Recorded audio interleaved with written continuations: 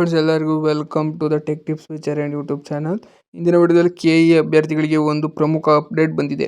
Dayananda Sagar college of nursing ಕಾಲೇಜಿನ ವಿಳಾಸವನ್ನು ಅಧಿಕೃತವಾಗಿ ಬದಲಾವಣೆ ಮಾಡಿದ್ದಾರೆ. ಫಸ್ಟ್ ಏನಿತ್ತು ಆ ಕಾಲೇಜ್ ಅಡ್ರೆಸ್ ಅಲ್ಲ, ಈಗ ಹೊಸದಾಗಿ ಇಲ್ಲಿ ಡಿಸ್ಪ್ಲೇ ಇದೆ ಸ್ಕ್ರೀನ್ ಮೇಲೆ ನೋಡಿ. ಹೊಸದಾಗಿ ಅಡ್ರೆಸ್ ಚೇಂಜ್ ಆಗಿದೆ, ಆದರೆ ಕಾಲೇಜ್ ಒಂದೇ, ದಯಾನಂದ ಸಾಗರ್.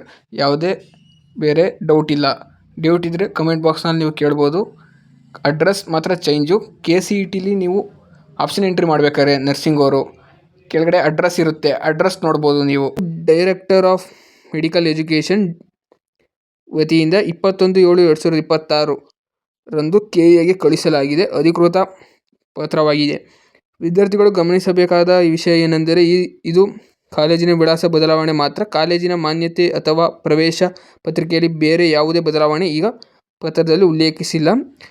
ಆದ್ದರಿಂದ ಕೆಇಎ ಕೌನ್ಸಿಲಿಂಗ್ನಲ್ಲಿ ಈ ಕಾಲೇಜನ್ನು ಆಯ್ಕೆ ಮಾಡುವ ಅಭ್ಯರ್ಥಿಗಳು ಹೊಸ ವಿಳಾಸವನ್ನು ಗಮನದಲ್ಲಿಟ್ಟುಕೊಳ್ಳಿ. ಮತ್ತು ಅಲ್ಲಿ ಏನು ಆಪ್ಷನ್ ಎಂಟ್ರಿ ಮಾಡ್ತೀರಾ ಅಲ್ಲಿ ಕೆಳಗಡೆ ಏನು ಇದು ಬರುತ್ತೆ, ಏನು ಅಡ್ರೆಸ್ಸು, ಅಲ್ಲಿ ಕ್ಲೀನಾಗಿ ನೋಡ್ಕೊಳ್ಳಿ.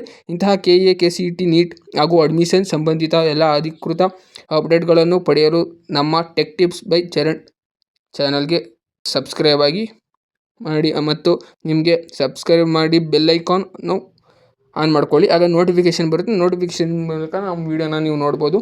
ಧನ್ಯವಾದಗಳು ಫ್ರೆಂಡ್ಸ್.